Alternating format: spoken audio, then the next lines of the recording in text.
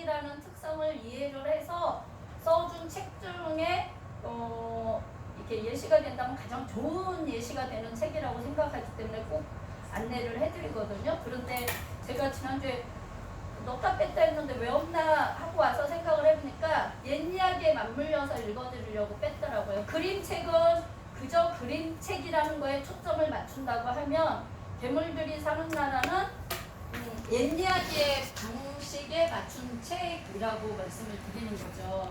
그리고 이제 아이들이 옛 이야기를 듣고 자라는 이야기로 자랐지만 이렇게 책이 막 나오던 시절에는 뭐 우리나라를 비롯해서 전 세계적으로 출판, 책이라는 거는 일반인들이 아무나 접할 수 있던 책들이 아니었잖아요.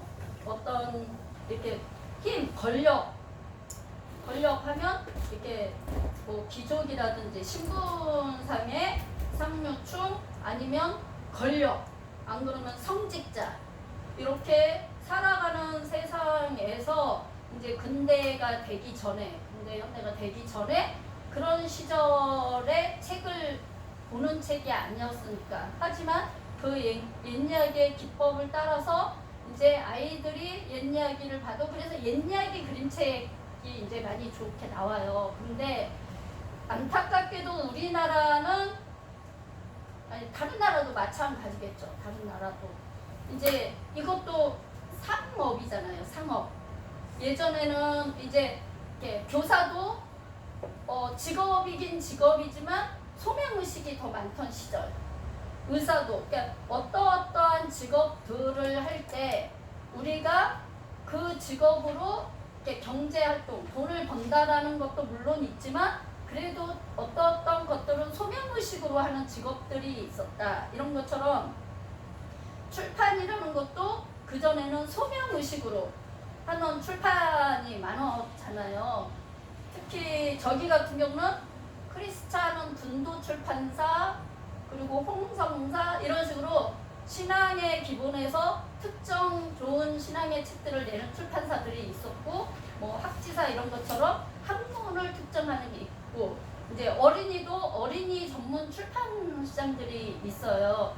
그래서 소명의식을 갖고 하고 하는데 이제는 그 소명의식만으로 하기에는 소명의식으로 특정 출판사들이만 있을 때는 그나마 괜찮았는데 이제는 이게 상업이 돼서 경쟁, 돈을 버는 경쟁자들이 많이 생기니 소명의식으로만 하던 데들도 경쟁을 해야 되는 시대잖아요. 그러다 보니까 책도 그냥 조금 더 쏟아져 나오는 이런 형태가 돼서 저는 조금 속상한 게 이제 1인 작가 이야기도 잠깐 했지만 이제 자연 환경 차원에서도 책이 이렇게 종이라는 것으로 만들어지고 이 종이라는 게 나무라는 게 하는데 이렇게까지 책으로 쏟아져 나와야 되는 것인가 이런 것도 있어서 한편으로는 좋은 성인 소설 같은 경우는 좋은 성인 소설이라도 어떤 책은 한 번만 읽어도 되는 책들이 많잖아요.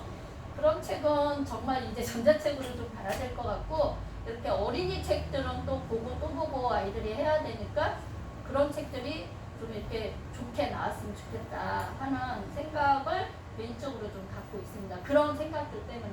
근데 이제 이런 괴물들이 사는 나라 같은 경우는 정말 너무 좋아하는 책 중에 하나인데 옛 이야기의 방식을 따랐는데 읽어드린 다음에 옛 이야기가 어떻게 전개되는 이야기를 이론적인 이야기를 차라리 해드릴게요.